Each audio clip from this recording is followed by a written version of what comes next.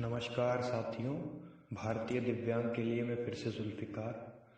तो साथियों, हम दिल्ली सल्तनत कर रहे थे, लेकिन चूँकि रज़िया सुल्तान बहुत बड़ा है, शायद बड़ा तो नहीं है, लेकिन उसके बारे में मुझे पढ़ना पड़ेगा, इसलिए मैं आज आपको ये बताऊंगा कि साथियों, जो आज का जो मुद्दा है, जैसे कि अभी हमारा आपको पता होगा कि कई महीनों से इंडिया चाइना बॉर्डर कॉन्फ्लिक्ट चल रहा है। तो वो फिंगर्स तक आ चुके हैं। तो मैं आज आपको बताऊंगा कि ये line of actual control distribute actually है क्या, और उसकी शुरुआत कहाँ से हुई, और 1962, 1959 या उसके बाद क्या हुआ, 62 का युद्ध, वो भी हम देखेंगे। तो फ्रेंड्स, बने रहिएगा अंत तक इस चैनल के साथ, और इस चैनल को सब्सक्राइब कीजिएगा, और भारतीय दिव्यांग के हर वीडियो को शेयर और लाइक भी ज़रूर कीजिएगा। तो साथियों, शुरू करते हैं। तो साथियों, सबसे पहले हम देखते हैं LAC। LAC मतलब लाइन ऑफ एक्चुअल कंट्रोल, जो कि चाइना के साथ हमारी लगती है। जो LOC है वो पाकिस्तान के साथ लगती है, line of control, Jammu Kashmir और वो जो थोड़ा सा पार्ट जो उन्होंने कब्जा लिया था, वो मैं 370 में बता चुका हूँ, और कल कश्मीर कॉन्फ्लिक्ट बताऊंगा तो उसमें भी बताऊंगा कि क्या बात हुई थी। तो LAC क्या है साथियों? लाइन ऑफ एक्चुअल कंट्रोल है, जो 3200 किलोमीटर लंबी है, जो चाइना के साथ लगती है हमारे। और ये जो लाइन है, ये 5 राज्यों से लगती है: अरुणाचल प्रदेश, हिमाचल प्रदेश, सिक्किम, लद्दाख और उत्तराखंड। कौन कौन से राज्य? अरुणाचल प्रदेश, हिमाचल प्रदेश, सिक्किम, लद्दाख और उत्तराखंड। तो वो 5 राज्यों से ये 3200 किलोमीटर लंबी लाइन जो है, वो हमारी चाइना के साथ लगती है। अब ये जो LAC है साथियों, ये एक्चुअली डिफाइन नहीं है दोनों देशों के बीच में कि कौन सा एरिया किसका है, वो तय नहीं है। वो तय क्यों नहीं है, वो मैं आपको बताता हूँ।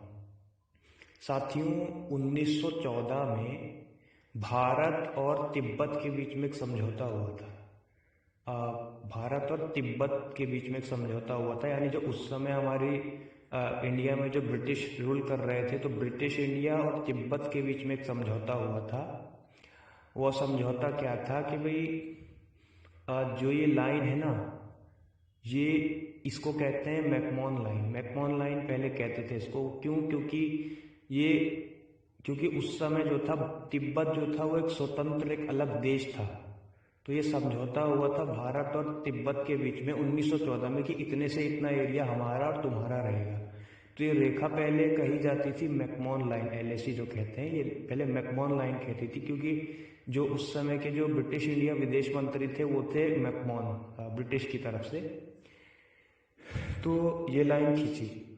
अब क्या हुआ साथियों, क्योंकि उस समय तो तिब्बत अलग देश था, लेकिन 1949 में जब पीपल्स रिपब्लिक ऑफ चाइना बना, तो माओ ने क्या किया? माओ ने तिब्बत पे कब्जा कर लिया, क्योंकि ये मानते हैं कि भाई हिस्टोरिकली ये चाइना के अधीन रहा है। तो माओ ने 1949 में पीपल्स रिपब्लिक ऑफ चाइना जब बना, तो उसने तिब्बत पे कब्जा कर लिया। अब जब उसने तिब्बत पे कब्जा कर लिया, तो क्या हुआ कि वो मानते हैं कि जो अरुणाचल प्रदेश है और ये जो लद्दाख है, ये तिब्बत का पार्ट है, तो ये चाइना का होना चाहिए। लेकिन अरुणाचल प्रदेश और लद्दाख तो हमारा ही पार्ट है, वो तो आप जानते ही हैं, इतिहास से ही हमारा ही पार्ट है। तो अब क्या हुआ साथियों कि 1947 में जब हमारा देश आज़ाद होने वाला था, तो ब्रिटिशर्स ने चाइना को कुछ वादा किया था कि भाई हम जाते जाते आपको ये सब एरियाज जो हैं जिनको आप क्लेम करते हैं वो दे देंगे, ठीक है। लेकिन अंग्रेज क्योंकि चाहते नहीं थे साथियों कि हमारा विकास हो कभी, हमारे देश का। एक तो लूट तो गए थे, और ये भी नहीं चाहते थे कि हमारा कभी विकास हो।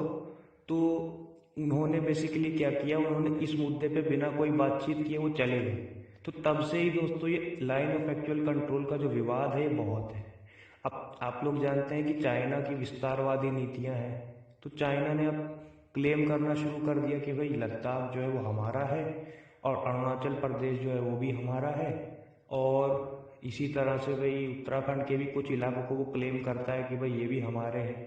तो भाई, तो फिर क्या हुआ कि भाई 1947 में जब हमारा देश आज़ाद हुआ तो उसके बाद में नेहरू ने LAC डिफाइन करने के लिए बातचीत शुरू की।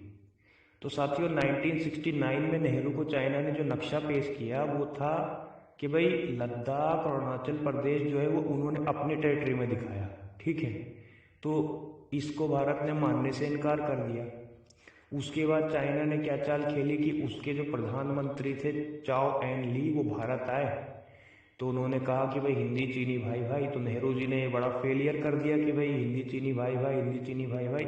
उसने उस समय, क्योंकि भारत की स्थिति जो थी बहुत बदतर थी, अर्थव्यवस्था भी हमारी ठीक नहीं थी, तो नेहरू ने जब उसके वहाँ के प्रधानमंत्री चाओ एन ली ने, चीन के प्रधानमंत्री ने जब ये कहा कि भाई हिंदी चीनी भाई भाई, तो नेहरू ने समझ लिया कि अब चाइना तो कभी ना हम पे अटैक करेगा ना कुछ करेगा। तो नेहरू जी ने फेलियर ये किया कि भाई नेहरू जी ने जो DRDO है उसकी खर्चे में कटौती कर दी और हथियार वगैरह जो है सेना को वो कम सप्लाई करना शुरू कर दी। उससे क्या हुआ कि चाइना ने मौका देख करके एक दिन अचानक रात में अक्टूबर को अटैक कर दिया, और जो है जब उसने अक्साई चीन पे कब्जा कर लिया, तो अक्साई चीन पे कब्जा करते ही उसी ने युद्ध शुरू किया 1962 में, और उसी ने 1 महीने बाद युद्ध की विराम की घोषणा भी कर दी, ठीक है।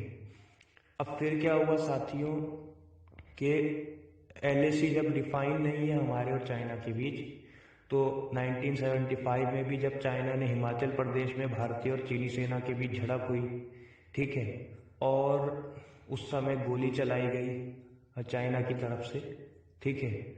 और 1983 में भी सिक्किम में हमारे और चाइना के बीच में झड़प हुई।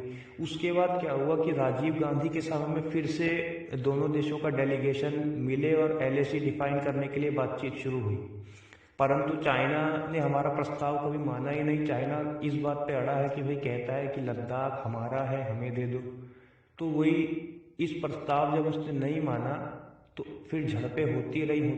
तो 1993 में जब नरसिम्हा राव की सरकार थी यहाँ पे, तो एक एग्रीमेंट हुआ था भारत और चाइना के बीच में कि भाई जब तक LAC यानी line of actual control define नहीं होती, यानी तय नहीं होती कि कौन सा एरिया किसका है, तो ना तो किसी की सेना LAC का उल्लंघन करेगी, ना ही कोई सेना LAC की यथास्थिति बदलने की कोशिश करेगी।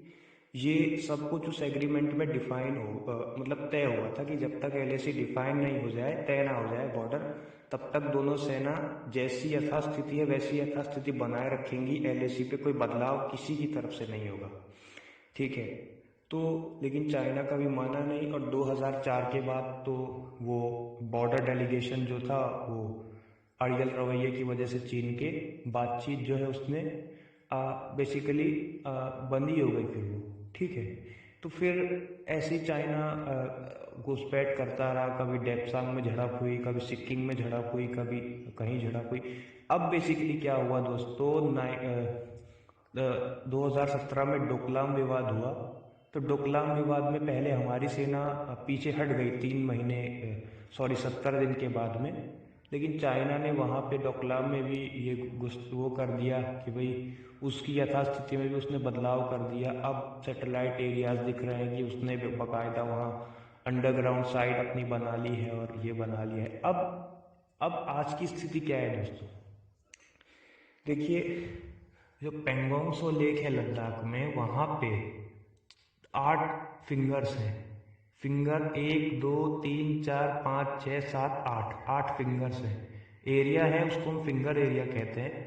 तो चाइना ये मानता है कि फिंगर 2 से जो है LAC शुरू होती है, यानी फिंगर 2 से जो इलाका है वो हमारा है, और हम ये मानते हैं कि फिंगर 8 के बाद से जो इलाका है वो उनका है, फिंगर 8 तक हमारा इलाका है।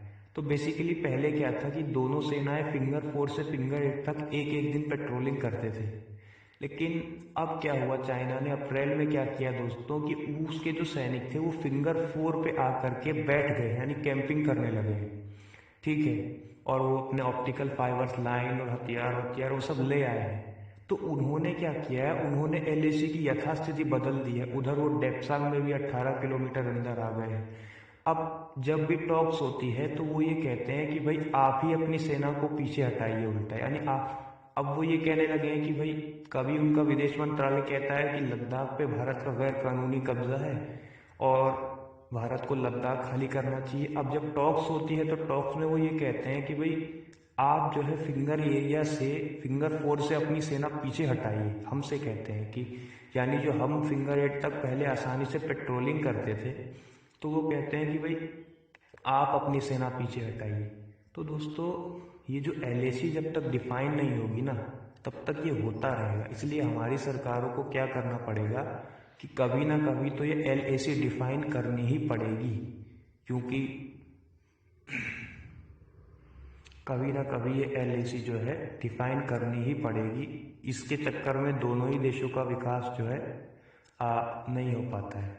तो अब आज की वीडियो कैसी लगी आपको, आप कमेंट सेक्शन में बताइएगा। तो ये था line of actual control distribute. उम्मीद है कि जल्दी से तनाव कम हो।